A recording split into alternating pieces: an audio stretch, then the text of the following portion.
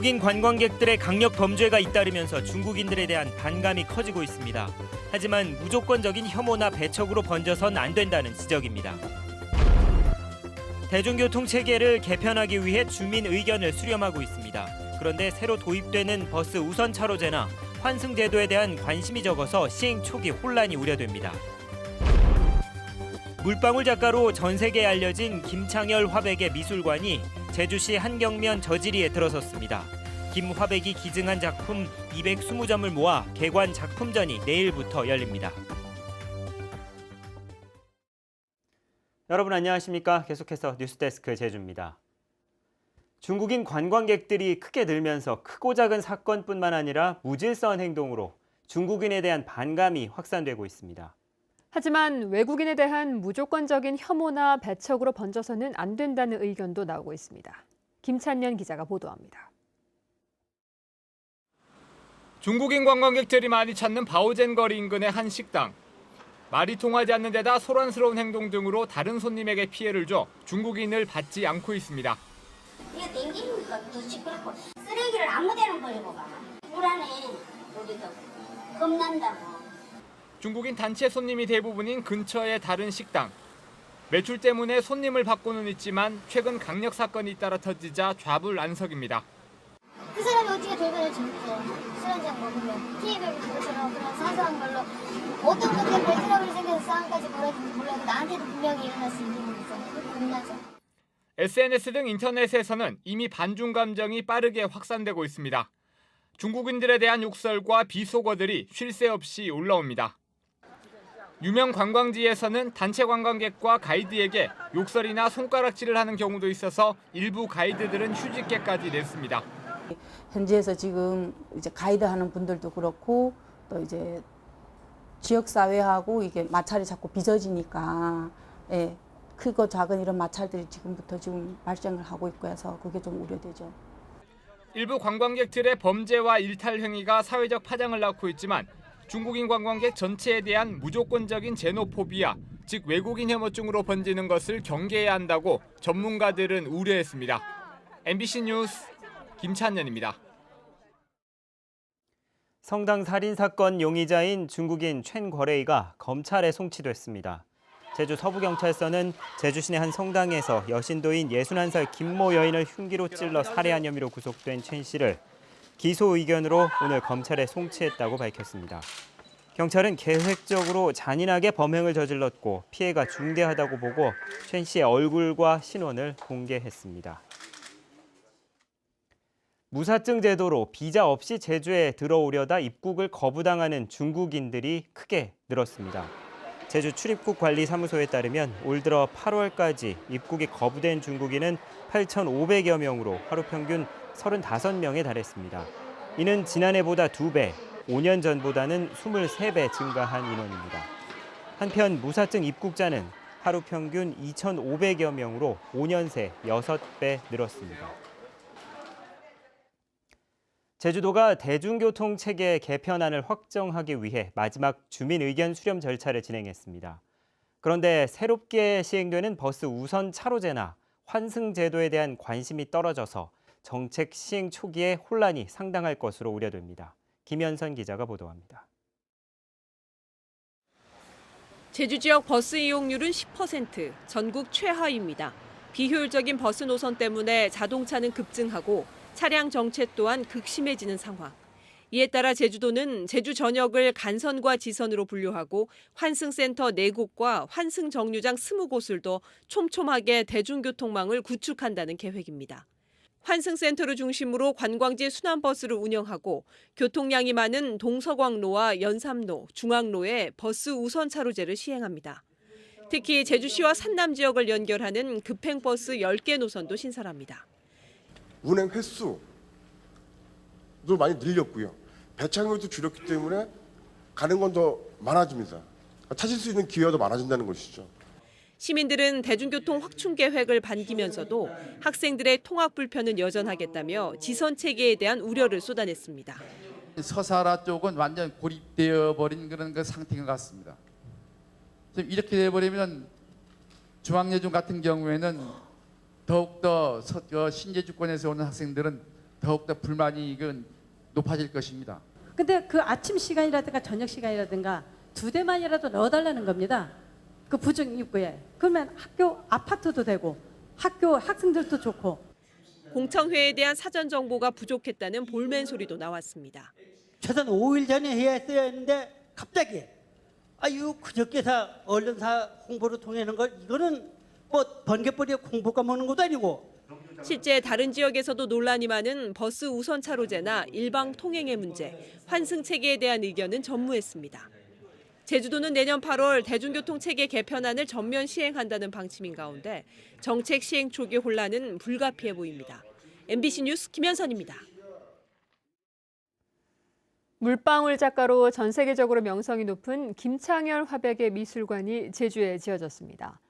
제주에서 피난 생활을 했던 인연으로 김화백이 기증한 작품 220점을 내일부터 도민과 관광객들에게 선보입니다.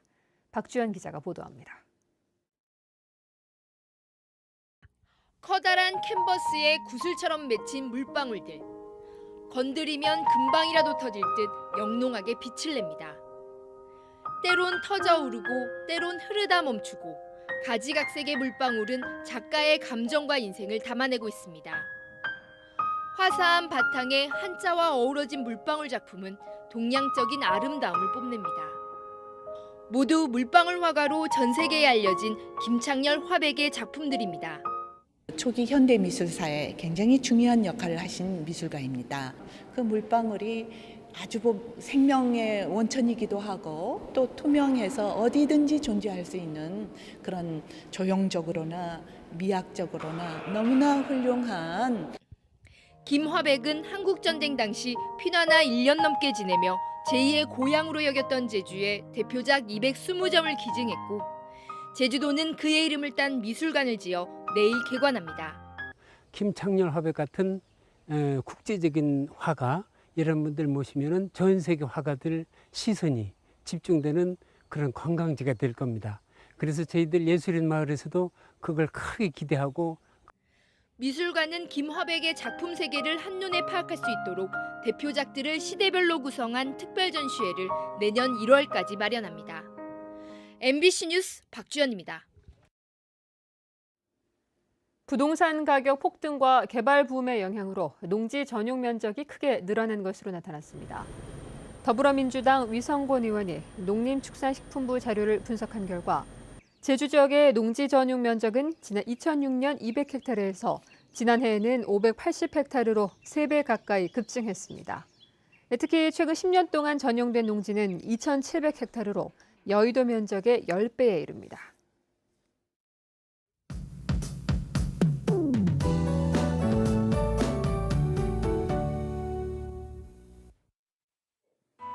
네, 어느덧 9월의 마지막 주말을 앞두고 있습니다. 요즘 점점 깊어가는 가을을 느낄 수가 있는데요. 주말인 내일도 청명한 하늘과 함께 전형적인 가을 날씨를 보이겠습니다. 아침 저녁으로는 선선하지만 낮에는 기온이 오르면서 일교차가 10도 가까이 크게 벌어지겠는데요. 큰 일교차에만 잘 대비하신다면 나들이 하기 무난하겠습니다. 휴일인 모레는 구름 많다가 오후부터 차차 흐려지겠고요. 낮 기온은 25도에서 27도로 평년과 비슷하거나 조금 높겠습니다. 다음은 자세한 지역별 날씨입니다. 네, 내일은 대체로 맑은 가운데 북부 지역의 기온 19도 내외로 출발하겠고요. 낮 기온은 25도 안팎으로 오늘과 비슷하겠습니다. 서부 지역의 아침 기온 20도를 밑돌면서 선선하겠는데요. 하지만 낮 기온은 27도까지 올라 활동량이 많다면 조금 덥게 느껴지겠습니다. 남부 지역도 한낮에는 뜨거운 가을볕이 내리쬐면서 외출하실 땐 쉽게 입고 벗을 수 있는 외투를 챙기는 것이 좋겠고요. 내일 아침 동부 지역의 기온 19도에서 20도, 낮 기온은 24도에서 25도가 예상됩니다. 네, 이번 주말 산행 계획 있다면 날씨로 인한 큰 불편함은 없겠습니다. 섬지역도 쾌청한 날씨 속에 바깥 활동하기 무난하겠고요. 물결은 모든 바다에서 약간 높게 일겠습니다. 네, 다음 주 초반과 중반에는 가을비 소식이 있는데요. 비 소식이 잦은 만큼 최신 기상 정보 잘 참고하셔야겠습니다. 날씨였습니다. 대출 조건을 강화하는 여신심사 선진화 가이드라인 시행 이후에도 가계대출이 계속 늘고 있습니다.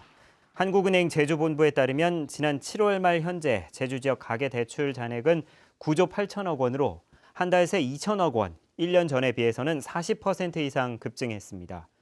이 가운데 주택담보대출은 3조 9천억 원으로 아파트 구입이나 전세 자금 수요가 계속 늘고 있다고 한국은행은 밝혔습니다.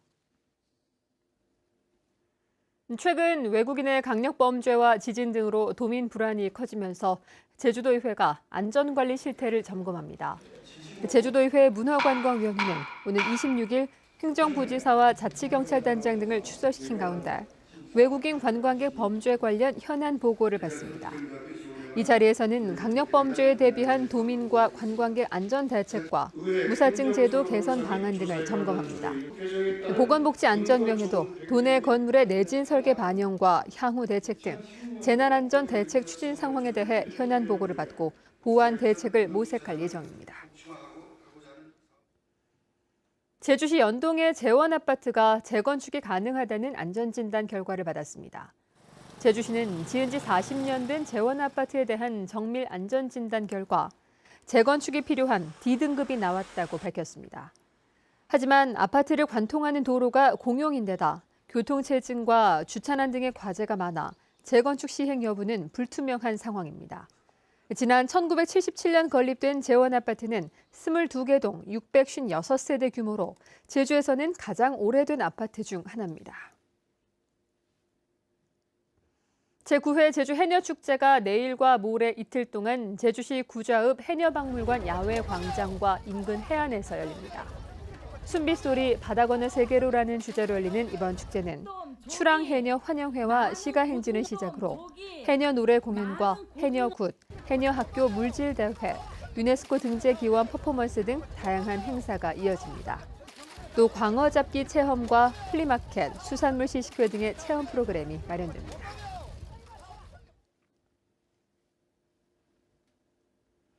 뉴스데스크 제주였습니다. 편안한 주말 보내십시오. 시청해주신 여러분 고맙습니다.